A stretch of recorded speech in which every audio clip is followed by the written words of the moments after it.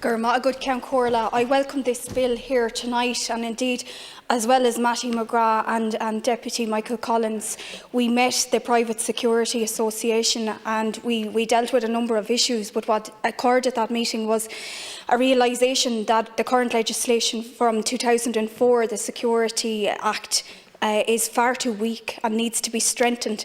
And I support what this bill is trying to do here tonight, because that's exactly what we have to do in order to protect people in repossession cases or where there's court orders. I mean, what has happened in this state is absolutely scandalous.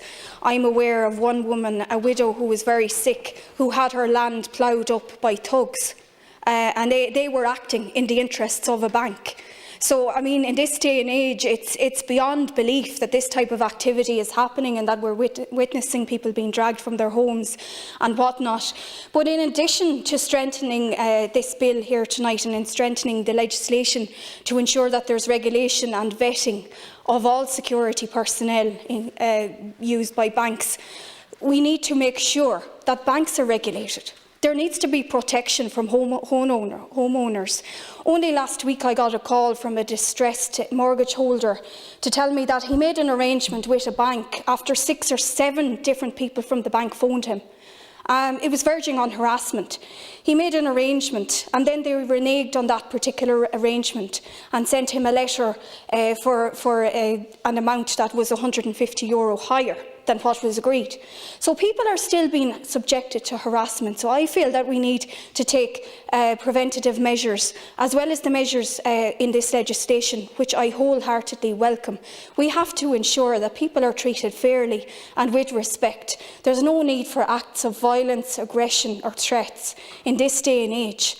And I mean, there should be security personnel who are professional and who are subjected to being regulated by the Private Security Authority.